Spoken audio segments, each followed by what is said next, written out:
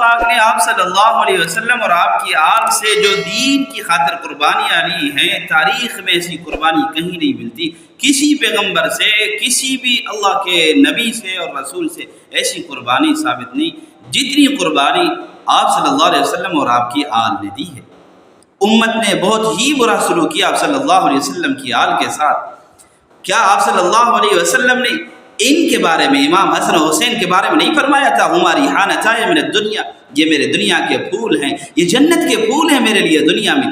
آپ صلی اللہ علیہ وسلم ان کو چوستے تھے، ان کو سونگتے تھے۔ کیا آپ نے نہیں فرمایا تھا الحسن والحسین سیدہ شباب اہل الجنہ؟ کیا آپ صلی اللہ علیہ وسلم نہیں فرمایا تھا من احبہما فقد احبنی ومن ابغضہما فقد ابغضنی؟ کیا ان سارے ارشادات امت کے سامنے نہیں تھے؟ لیکن امت نے کیا حال کیا؟ آپ صلی اللہ علیہ وسلم کے خاندان میں سے، آل رسول میں سے 17 نوجوانوں کو ذبح کیا گیا کربلا میں۔ کوئی معمولی بات ہے؟ 17 افراد کو آپ صلی اللہ علیہ وسلم کے افراد کو ذبح کیا گیا۔ صرف پیاسا رکھنے پر اکتفا نہیں، ان ظالموں نے اس جسم اطہر پر تیر برسائے جس کو آپ صلی اللہ علیہ وسلم اپنے کندھوں پر سوار ہو کر گھماتے تھے۔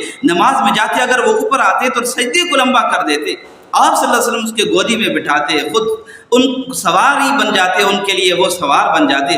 اس پر امت نے تیر برسائے، صرف ذبح نہیں کیا بلکہ ان کے گردن کو اپنے دھڑ سے الگ کر کے نیزے پر اٹھا کر پورے بازار میں گھمایا گیا، گشت کروا کے۔